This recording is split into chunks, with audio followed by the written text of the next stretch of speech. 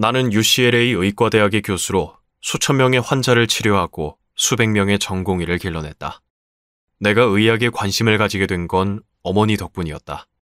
어머니는 의료 영양사로 병원에서 일하셨다. 우리 가족은 어머니 권유대로 권장식단을 따랐다. 콜레스테롤 섭취를 줄이려고 달걀 흰자로만 요리한 음식을 먹었고 체중 관리를 위해 하루에 6끼에서 8끼를 나눠 먹었다. 내가 의대에서 배운 건강에 대한 지식 역시 어머니가 알려주신 내용과 비슷했다. 나는 그 지식들을 한치의 의심 없이 믿었고 지켰다. 그런데 어머니는 노년에 알츠하이머병을 앓으셨고 아버지는 고혈압과 관절염, 이상지질혈증, 당뇨에 걸려 돌아가셨다. 몇 년 후 나도 아버지와 같은 병에 걸렸다.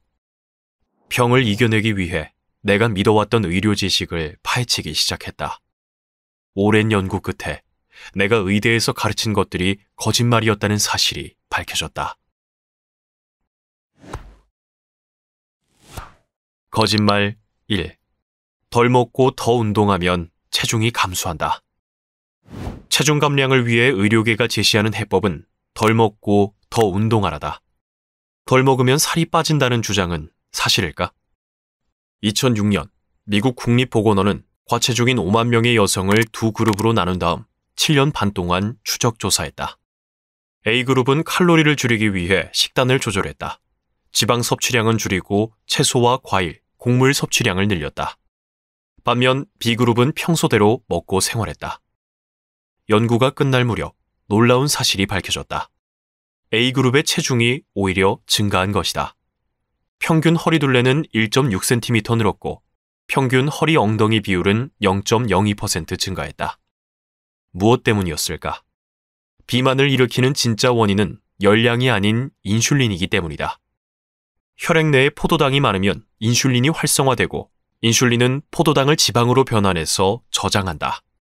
이 과정이 반복되면 살이 찐다. 반면 인슐린이 활성화되지 않으면 아무리 많이 먹어도 열량이 지방으로 저장되지 않는다. 인슐린을 활성화시키는 것은 음식이다. 특히 탄수화물은 단백질 지방에 비해 훨씬 더 인슐린을 강하게 자극한다. A그룹이 칼로리 섭취를 줄였는데도 살이 찐 이유는 지방 섭취를 줄이고 곡물 섭취를 늘렸기 때문이다. 살을 빼려면 덜 먹는 것이 아니라 탄수화물을 먹지 않아야 한다. 거짓말 2. 고혈압 환자는 평생 약을 먹어야 한다. 고혈압은 뚜렷한 증상을 보이지 않는다. 자신이 고혈압인 줄도 모르고 살다가 돌연사하는 경우도 많다. 그래서 고혈압을 침묵의 살인자라고 한다. 고혈압이 생겨 혈액에 강한 압력을 주게 되면 혈관이 손상된다. 또한 혈관 속 혈액량이 너무 적으면 심장에 무리가 가서 뇌졸중, 혈관성 치매, 신장질환 등과 같은 문제를 발생시킨다. 고혈압을 일으키는 것은 요산이다. 설탕을 많이 섭취하면 요산이 만들어지는데 요산 수치가 높아지면 혈관이 수축하고 혈압이 올라간다. 의료계에서는 고혈압을 약으로 치료하려고 한다. 그러나 약을 먹으면 혈압은 내릴 수 있지만 요산 수치는 내릴 수 없다. 평생 혈압약을 복용하기 전에 식습관으로 혈압을 교정할 수 없는지 따져봐야 한다. 거짓말 3. 나이가 들면 당뇨병이 생긴다.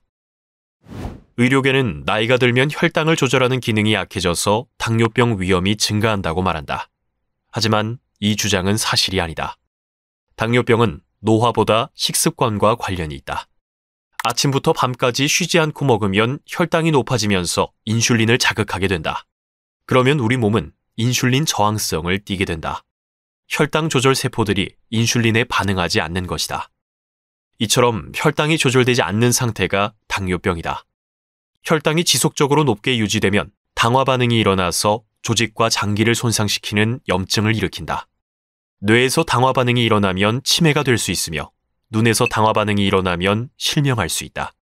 식습관을 바꾸기만 해도 당뇨병을 개선할 수 있지만 의료계는 당뇨병의 개선보다 치료에 급급하다.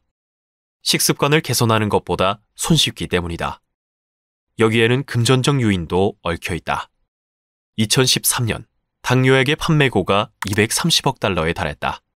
제약회사는 연구자금에 돈을 대고 의료계는 그 돈으로 당뇨를 연구한다.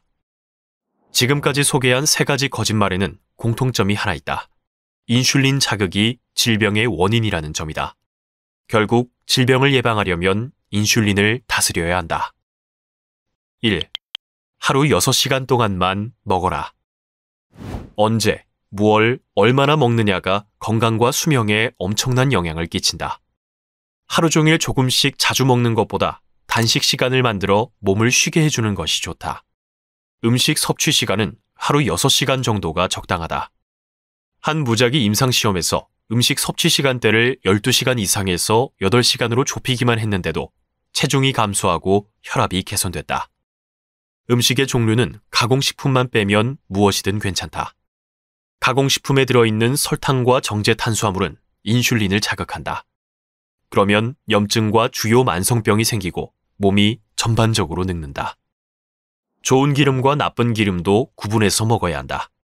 가공식품은 제조 과정에서 씨앗 기름을 사용하는데 여기에는 염증을 일으키는 리놀레산이 들었다. 나쁜 기름과 좋은 기름의 종류는 다음과 같다. 그렇다면 얼마나 먹어야 할까? 정답은 먹고 싶은 만큼이다. 음식 섭취 시간대를 좁히고 가공식품 섭취를 줄이면 과도하게 식욕을 자극하지 않아서 식욕이 함께 조절된다. 한 끼 식사를 마치면 그걸로 만족하게 된다. 2. 7시간 이상 충분히 자라. 수면이 부족하면 포도당 대사 능력이 떨어지고 인슐린을 과도하게 생산하도록 자극해 인슐린 저항을 높인다.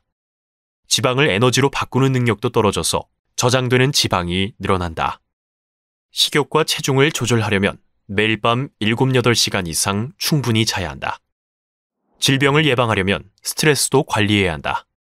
만성 스트레스는 코르티솔 수치, 염증, 인슐린 저항성을 높여 쉽게 살이 찌게 만들고 여러 만성 질환을 유발한다.